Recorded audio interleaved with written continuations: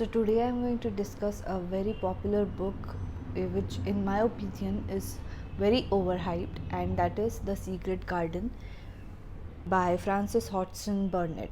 While I was halfway in the book, I realized that I had made a wrong choice of picking it up. Surprisingly, this is a children's book, and yet it has a very strong and insensitive language, which, as a parent, you or me cannot probably make our children read or even enjoy this book. In the defense of the author, maybe this was written in the late 1800s or early 1900s, and the author, she did not know what to write for the readers worldwide, because in those times the books generally never made it out of the country to any other country or to any other continents, and the thought process of the people pretty much was stagnant or narrowed down to the country as a whole in which they stayed probably their lifetime. I did not mean to rush to the problematic part at the first few minutes of my video, but the problematic part is right here in the first few pages staring at you, and as an Indian you can feel it very strongly. So the protagonist of this book is a 9-year-old child named Mary, who has been staying in India for a long time. Perhaps she was born here, and it's the British Raj, and her father is a governor or something in the British government, while she stays in her big house with her mother, and she has lots and lots of servants who are normally referred to as ayahs, but she also has some male servants, and the way she interacts with them or behaves with them is totally the most inhuman behavior you can ever read in a book, and yet be able to praise it. That was the main takeaway point for me in this book, because I had heard lots and lots of compliments or good words about this book, and many people were looking forward to making their children read this book, and I was horrified when I just opened this book and read the first 30 pages of it, as to how people can think about just showing the face of this book to their children. And okay, fine, I'll make my child read this book, but I'll also be aware of the fact that I tell the child that this is the problematic part of the book. And coming to the problematic part of the book, it is the way racism is acknowledged in this book without referring it as racism. So this Mary, she thrashes her servants, she gets angry at her servants, she throws tantrums and things at her servants, and yet nobody tells her till the end of the book that what she was doing was wrong. She is a pampered child or a spoiled child for that matter, but as the book comes to an end, she becomes this beautiful girl who suddenly realizes that her behavior was wrong, or she did not perhaps realize all this because she was living in a confined area in her house, and she did not go out in the nature, breathe fresh air, play with other children, and all those common things that a 9-year-old should do. Agreed. But the author needed to make Mary realize that what she behaved with the servants and the Indians back in India before she moved to England was totally wrong, and perhaps someone should have told her at the end, or she should have realized by her own that what she did was a mistake. The way she behaved back then was wrong. If the author would have given subtle hints or even some clues of words nearing to that meaning, fine, I would have appreciated this book for what it is.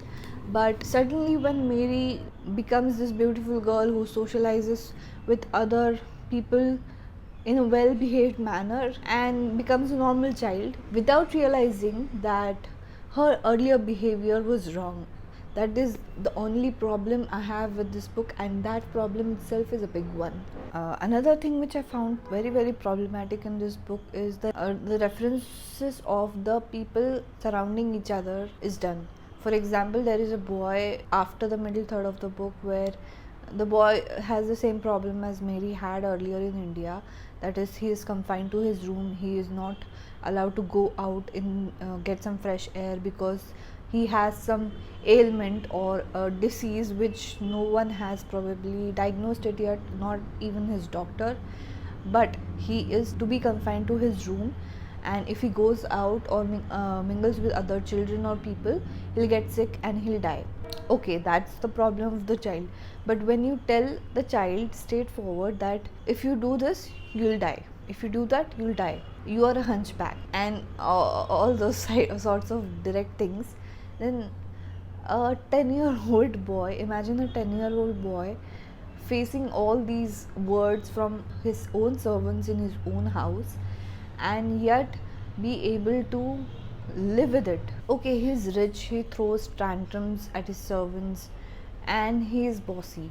But even if that is a characteristic of any person or a child, no one will tell you that you are going to die, you are a hunchback, you look ugly, your back is crooked. Imagine a 10-year-old boy hearing those words every day and not getting depressing thoughts or suicidal thoughts ever. I also get the comparison or the relationship which the author has tried to make with nature and the people or human beings, because once the human beings start interacting or going out into fresh air or interacting with nature directly, their minds open up at once. They start behaving in a nice way with each other without throwing tantrums, without getting angry, without beating anyone, and they realize that it is all because they are starting to go out, they are constantly surrounded by trees, plants, greenery, fresh air and everything else, but without realizing that their behavior was not correct with other people, and they should have apologized to the people they behaved badly with later in this book or anytime till the end. But they don't do that, they just start living carefree, they start planting trees, they start growing their own garden and all that stuff, without even realizing that the people they have hurt or the people they have done wrong with are still somewhere expecting their apology, or they may feel better if they would have just said sorry. My whole argument or point of this rant video is this book is a classic, but how can you like this book, or just because of the fact that it is a classic, when you have so many problems staring at you directly, aiming directly at your nationality? I know that look only at the positives, ignore the negatives and all that, but it is done when you acknowledge that a problem is a problem and not drape it with a cloth or curtain or simply close your eyes so that it will go away.